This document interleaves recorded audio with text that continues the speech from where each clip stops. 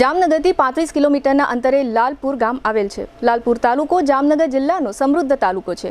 લાલપુર તાલુકાનું વડું મથક લાલપુર છે, જેને કારણે આજુબાજુના ગ્રામ્ય વિસ્તારની જનતા નાની મોટી ખરીદી કરવા માટે લાલપુર ખાતે જ આવે છે. આ ઉપરાંત લાલપુરમાં 2011ના સરકારી રેકર્ડ પ્રમાણે 17,000ની આસપાસની વસ્તી હોવાનું જોવા મળી રહ્યું છે. આમ જોઈએ તો આજુબાજુના ગ્રામ્ય વિસ્તારની જનતાએ ખૂબ જ મોટી સંખ્યામાં લાલપુરમાં વસવાટ પણ કર્યો છે, જેને કારણે હાલમાં લાલપુરની વસ્તી 25,000ની આસપાસ હોવાનું કહેવાય છે. લાલપુર ગ્રામ પંચાયતમાં સરપંચ સહિત 18 સભ્યો સેવા આપે છે. લાલપુર ગ્રામ પંચાયતમાં સરપંચ તરીકે છેલ્લા 3 વર્ષથી જયેશભાઈ તેરૈયા સેવા આપી રહ્યા છે. લાલપુરનું વધુ માહિતી મેળવવા માટે GTPL જામનગર ન્યૂઝના મેનેજિંગ એડિટર જયેશભાઈ રૂપારેલિયાએ આજે સવારે લાલપુર ગ્રામ પંચાયત કચેરીમાં સરપંચ જયેશભાઈ તેરૈયાની મુલાકાત લીધી હતી. આ મુલાકાત દરમિયાન સરપંચ જયેશભાઈએ જણાવ્યું હતું કે લાલપુરમાં તલાટી મંત્રીઓ તરીકે દિવ્યાબેન રાઠોડ અને મનોજભાઈ દવે એમ 2 કર્મચારીઓ કાર્યરત છે. આ ઉપરાંત 13 કર્મચારીઓ કાયમી અને 42 કર્મચારીઓ રોજમદાર તરીકે કામ કરી રહ્યા છે. કુલ 55ના સ્ટાફમાં 30 કર્મચારીઓ સફાઈ કર્મચારીઓ તરીકે નોકરી કરી રહ્યા છે.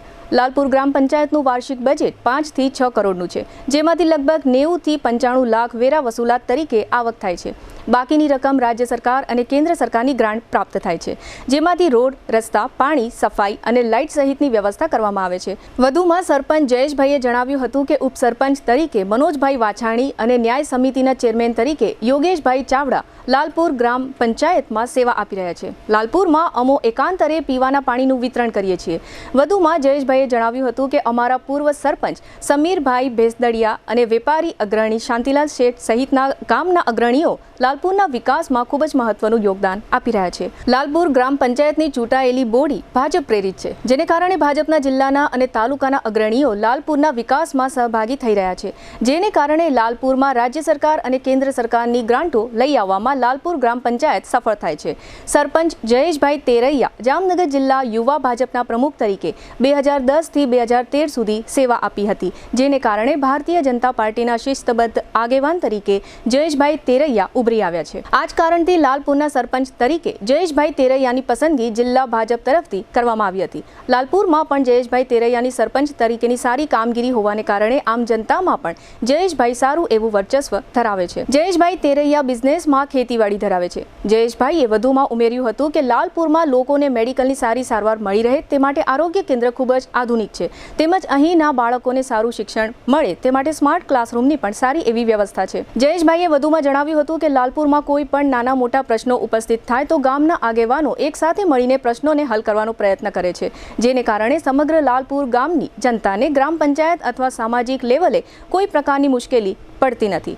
જયેશભાઈ તેરૈયા અને GTPL જામનગર ન્યૂઝ સાથે થયેલ વાતચીતના આ રહ્યા મુખ્ય અંશો. GTPL જામનગર ન્યૂઝમાં તમામ દર્શકોનું સ્વાગત છે. આજે અમે લોકો લાલપુર ગામ ખાતે આવ્યા છે, ખાસ કરીને લાલપુરનું જે અહીંથી મેનેજમેન્ટ થાય એવી ગ્રામ પંચાયત કચેરી ખાતે આવ્યા છે. અને ખાસ કરીને લાલપુર જે ગામ છે એ સમૃદ્ધ સેન્ટર છે, ખેડૂતો અને ખેતીવાળું ગામ છે, એટલે કે લગભગ લોકો અહીંયા ખેતી ધરાવે છે અને ખેડૂતો છે, અને લગભગ લોકો અહીંયા જે સમૃદ્ધ લોકો છે એ એક ગામને સહકાર દેવાની પણ ભાવના ધરાવે છે. અને અહીંનો તમે જોશો એટલે લગભગ લોકો રોયલ લોકો છે, સંસ્કારી લોકો છે, વિવેકી લોકો છે. અને જે એના ગ્રામ પંચાયતના સરપંચ છે, લાલપુરના સરપંચ છે એવા જયેશભાઈ તરૈયા છેલ્લા 3 વર્ષથી સરપંચ તરીકે સેવા આપે છે. અને જે પ્રમાણે એ લોકો સપ્પીને કામ કરે છે અને એ હિસાબે લાલપુરનો સારી રીતે વિકાસ પણ થયો છે. રોડ રસ્તા પણ એટલા પરફેક્ટ છે. અને આપણી સાથે એવા જયેશભાઈ જોડાયેલા છે, પોતે પણ ખેતીવાડી ધરાવે છે અને એક ખેડૂત પુત્ર છે, પોતે પોતાની વાડીમાં નાનું મોટું વર્કઆઉટ કરે છે અને સરપંચ તરીકે સેવા આપે છે. ભારતીય જનતા પાર્ટીની વાત કરીએ તો છેલ્લા ઘણા વર્ષોથી એ ભારતીય જનતા પાર્ટીમાં સક્રિય છે. 2010 થી લઈને 2013 સુધીમાં જિલ્લા યુવા ભાજપના પ્રમુખ તરીકે પણ એને સેવા આપી છે.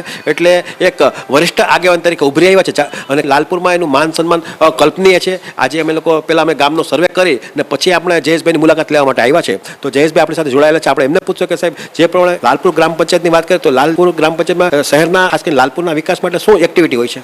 હું લાલપુર ગ્રામ પંચાયતમાં છેલ્લા 3 વર્ષથી સરપંચ તરીકે સેવા આપું છું. બીજી વાત કરી કે આપણે વિકાસ માટે ગ્રામજનોનો અને ગામડાનો કેમ વિકાસ થાય એ માટે અમને ખૂબ જ સરસ ગ્રાન્ટ આપવામાં આવે છે. અને અમને નાણાં પંચના માધ્યમ દ્વારા અમને આવતા વર્ષે તમારી ગ્રામ પંચાયત દ્વારા કઈ રીતે કામગીરી કરવાની છે એની પણ અમને આયોજન અગાઉથી માંગી લે છે. અને એ પ્રમાણે રોડની વાત હોય, પાણીની વાત હોય, સફાઈની વાત હોય કે લાઇટની અને લોકોને બીજી અન્ય જે સુવિધા આપવાની હોય એ માટે ખૂબ જ અમને સરકારશ્રી દ્વારા સહયોગ પ્રાપ્ત થાય છે. લાલપુર ગ્રામ પંચાયત છે એમાં બજેટની પણ વાત આવતી હશે, તો કેટલાક રૂપિયાનો અહીં ગામનું આ મેનેજમેન્ટ કરવા માટે ખર્ચો થતો હશે અને સરકાર તરફથી કેટલા રૂપિયા આવતા હશે, અને ટેક્સની વાત આવે તો એ ટેક્સની આંકડાકીય માહિતી શું હશે? લાલપુર ગ્રામ પંચાયતનું અંદાજિત 6 કરોડ જેવું બજેટ હોય છે. મુખ્યત્વે સરકારશ્રીની ગ્રાન્ટ દ્વારા તેમજ લાલપુરના ગ્રામજનો જે ખૂબ જ ઉત્સાહી છે અને સમગ્ર ગામ માટે કે ગ્રામ પંચાયતનું કોઈ પણ કાર્ય હોય તે માટે ખૂબ જ સતત માર્ગદર્શન મળતું હોય છે, અને એમના દ્વારા જે વેરા વસૂલાત આપણે મળે છે એના દ્વારા તમામ અમે ગામનો ખર્ચનો નિભાવણી ખર્ચ નિભાવીએ છીએ. વેરાની વાત કરીએ તો વેરા કેટલાક રૂપિયા આવતા હશે? વેરા અંદાજિત અમારે 90 લાખ રૂપિયા જેવી રકમ જમા થયેલી છે. અહીં ધારો કે સ્ટાફની વાત કરીએ તો ગ્રામ પંચાયતનો સ્ટાફ કેવડો હશે? અમારે લાલપુર ગ્રામ પંચાયતનો અંદાજિત સ્ટાફ 53 થી 55 જેટલા છે. એમાં કાયમી તેમજ રોજમદાર કર્મચારીઓ છે. લાલપુરની વાત આવે તો એમાં આપણે સફાઈ ઉપર વધારે ધ્યાન દેવાય છે, તો સફાઈ કામદારો કેટલા હશે?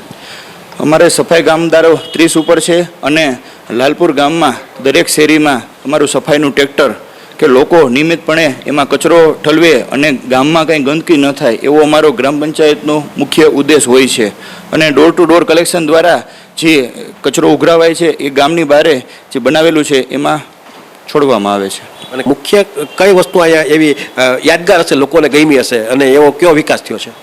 રાજ્ય સરકાર શ્રી દ્વારા અમારે ગુજરાત ગેસ કનેક્શન દ્વારા અમારું ઘરગથ્થુ કનેક્શન તેમજ અમારી સ્મશાન ભૂમિમાં પણ ગેસ આધારિત ભઠ્ઠી ઉપયોગમાં લે છે, જેના દ્વારા ગ્રામજનોનો ખૂબ જ સહયોગ મળે છે. અને બીજું વિશેષમાં પાણી પુરવઠા દ્વારા આજે અમારું ગામ ખૂબ જ વસ્તીની દ્રષ્ટિએ મોટું છે, તો પાણીની જરૂરિયાત પણ દિવસે ને દિવસે વધતી જાય છે.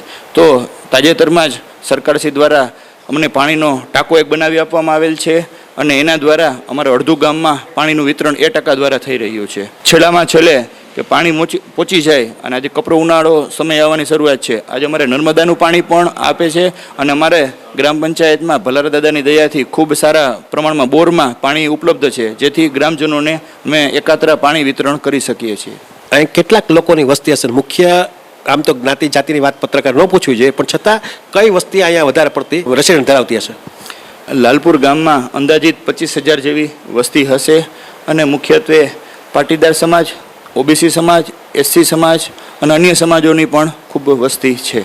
વસ્તી 25,000ની વાત કરીએ તો આમ રેકર્ડ ઉપર વસ્તી કેટલી હશે સાહેબ? તો કાગળ ઉપર હંમેશા ઓછી હોય, કારણ કે અહીંયા મને એટલું ખ્યાલ છે કે આજુબાજુના ગ્રામ્ય વિસ્તારના લોકો છે એ પણ લાલપુરને પસંદ કરશે. લોકો મતદાર યાદીમાં કે એનું કૂપન કે રેશનિંગ કાર્ડ હોય એ અધર જગ્યાએ નામ હોય ને લોકો અહીં રહેતા હોય.